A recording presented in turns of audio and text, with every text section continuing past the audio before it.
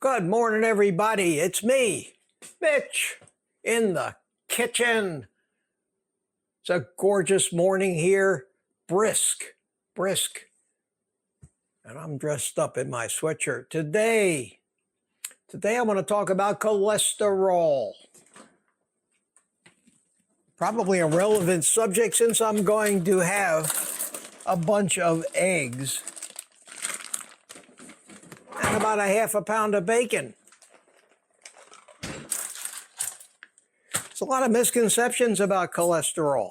A lot of fear about cholesterol. Cholesterol is everything in our medical community. It is the number LDL cholesterol. They call it the bad cholesterol, as opposed to HDL, which is the good cholesterol. It's kind of like saying that some water is bad water and some water is good water. Water is water. It's a molecule. Cholesterol is cholesterol. Cholesterol is a molecule.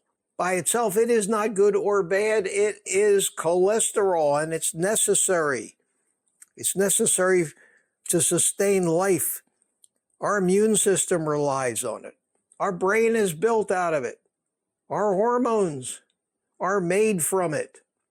Without it, we get sick and die prematurely. And yet, it's the enemy, it's public enemy number one in the health field. It caused us for quite a while to say you shouldn't eat shellfish, you shouldn't eat eggs, you should not eat cholesterol. And if you have what they say is a high cholesterol number in your blood, you need to take medicine. You need to take statins. You need to lower your cholesterol, especially your LDL, the bad cholesterol. The misconceptions are enormous. Number one, LDL does not mean cholesterol. LDL and HDL mean lipoproteins. Lipoproteins are transport molecules that carry not only cholesterol, but all other fat-soluble substances through the bloodstream. Fat does not dissolve in blood. Sugar dissolves in blood. But fat is necessary for life. We have to transport fat to every cell in our body through the bloodstream. We can't just dump it into the blood like we can dump sugar into the blood. The blood is aqueous, water-based.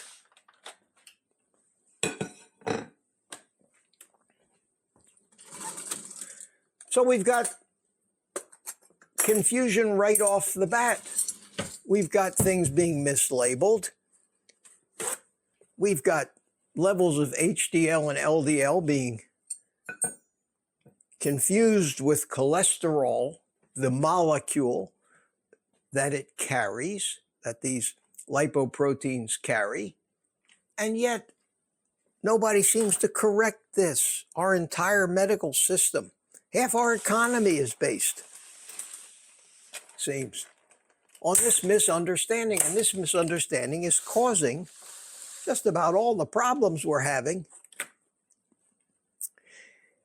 And this little discussion today was triggered by a question I got asked this morning on my live stream about the relationship between cholesterol and testosterone and hormones. So rather than go into a long discussion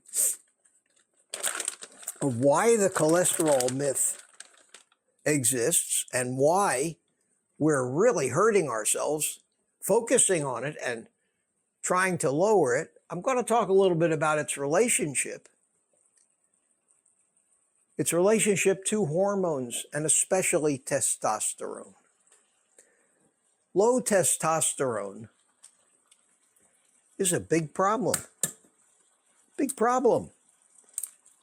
Not just for men, but for women too. Women need testosterone just like men do.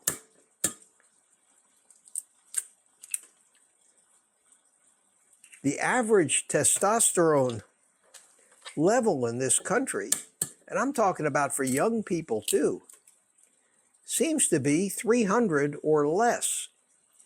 The absolute bottom of the normal range, which goes as high as 1100. Wonder why that is. After all of these millions and millions of years of our ancestors making adequate testosterone, the sex hormone responsible for things like sex drive, fertility, why all of a sudden in the last 100 years or less has it become such a big problem? It's become a problem because we are attributing something to cholesterol levels that is not true. We already know, and we've discovered that it's not LDL or cholesterol that's clogging arteries by itself. If cholesterol as a molecule, and forget the LDL that carries it to where it needs to be, you can't blame the cholesterol, you have to blame the vehicle if you're saying that high LDL levels are causing damage. Those LDL particles are carrying the fats that we need to burn for fuel. They're carrying all of the fat-soluble vitamins that we need. And they're carrying cholesterol, which is used by the immune system to repair damaged artery walls caused by inflammation. Cholesterol is necessary in the brain. In fact, the brain manufactures its own cholesterol separate from the liver because it's so important. It does so many things in the brain. It's the insulation that shields the myelin sheath between the neurons. And the lack of this cholesterol is what's causing so much of the dementia and mental illness that we see today. The cholesterol is necessary. And because one man years ago, Ansel Keys, decided that because they found cholesterol in autopsies of people that had heart attacks, that it must be the cholesterol that's causing the heart attacks. We know that's not true. We know the cholesterol was dispatched to the site of that inflammation by the immune system as part of its process to try to smooth it over and heal it. So, why has it become such an enemy? Well, yes, in some respects, it is cholesterol.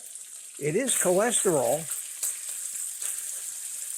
that does indirectly lead to the heart attack, but not because it's flowing through the bloodstream, but because of the inflammation that it's sent there to repair.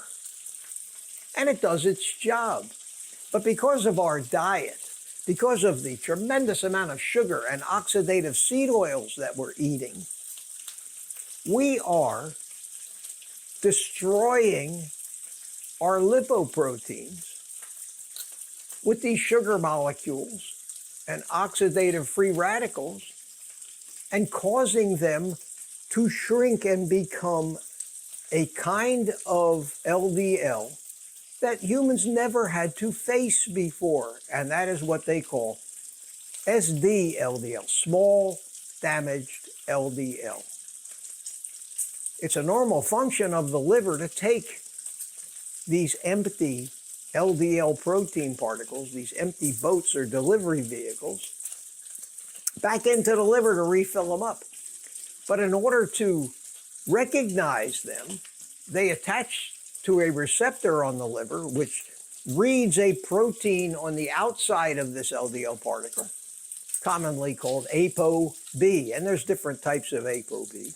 And that's where that number comes from, where people are so concerned about the level of their ApoB. Well, the sugar molecules glom all over that ApoB.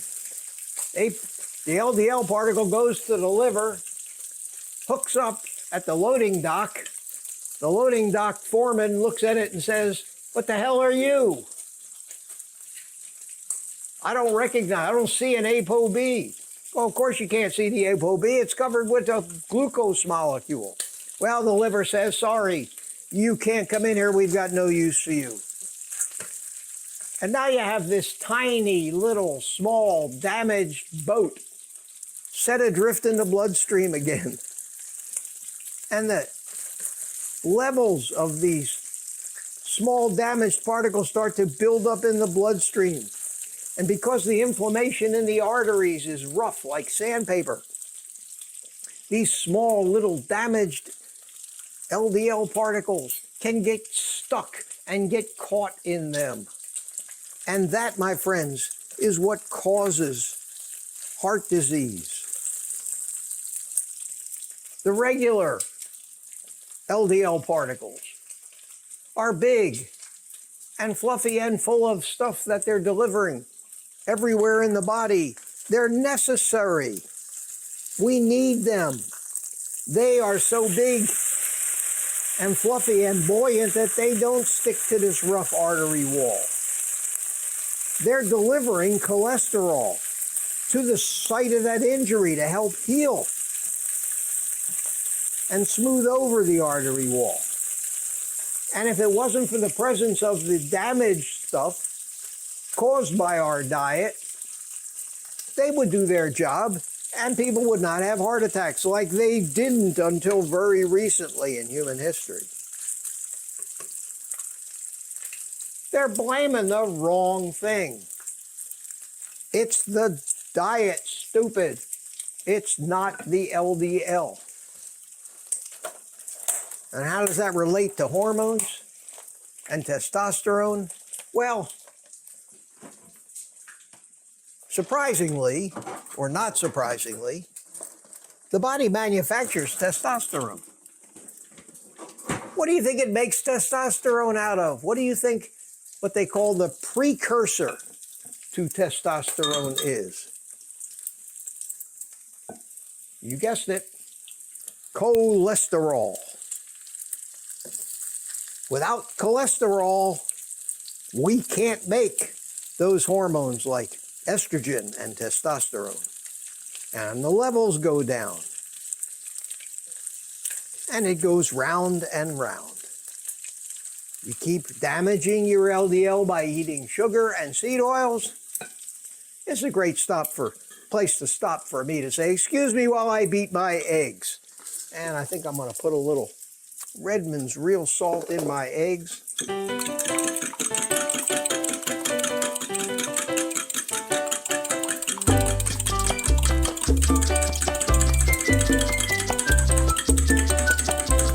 Thank you, thank you.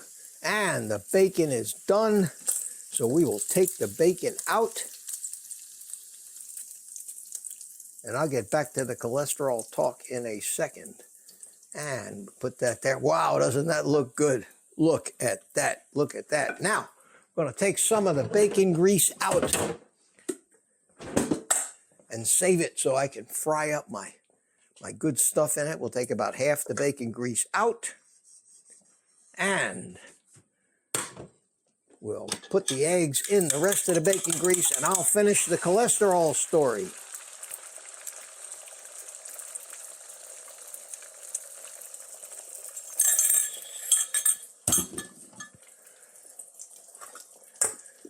So, the answer to this, the solution to this, is stop eating the sugar and the seed oils in the quantities that we consume. If you do that, you will stop. You'll fix your diabetes. You'll normalize your insulin. And as far as heart disease is concerned, the most important thing is you will stop destroying your LDL particles. When you have enough cholesterol, you can make testosterone. I'm living proof. While the average testosterone level keeps getting lower and lower, and more people have to go on testosterone replacement therapy. Good old Mitch here, 77-year-old Mitch has got a testosterone of 729. Why? Because I eat this. I eat these foods. I don't eat breakfast cereal with skim milk and orange juice and all that sugar. I don't eat margarine, and I don't cook in canola oil. I eat real food that comes from animals, as a carnivorous animal like human beings should. And it's as simple as that. Now, there are blood tests that can do a fractional analysis on your LDL particles and put you into two different patterns, that of a healthy, fluffy, buoyant LDL that doesn't get stuck anywhere and cause any damage, but goes about its job delivering the fat-soluble vitamins, the triglycerides and energy that we need in every cell if we're a fat burner. Or it'll tell you if you're in the pattern where you have a lot of small damaged LDL. Have you ever had that blood test? I can almost guarantee you that you haven't. It's not a blood test that's normally given. You can ask your doctor for it if he even knows what it is. So again, the misinformation that has become doctrine and dogma in the medical community is killing us all. And we're trying to fix that. That's my story for today. That's my story for today. And now that I've told it I'm going to go and eat my bacon and eggs, look at that. Oh my God. If I have any cravings at all, it's for this. And I'm going to go eat it before it gets cold. Thanks for listening. I hope you learned a little something here. I hope you'll don't just take my word for it, but explore what the small damaged LDL means, how it got damaged, and what you need to do to make sure that you don't have any of it. And your risk of heart disease will be negligent. They're beginning to catch on now. LDL is not a number to rule the entirety of what you do to keep healthy. It's an insignificant thing if you just stop eating the carbs, the grains, and the seed oils. That's how simple it is. It's so simple, a caveman could do it. Wait, that's what the caveman did. What a concept. Take the rest of the day off and eat meat.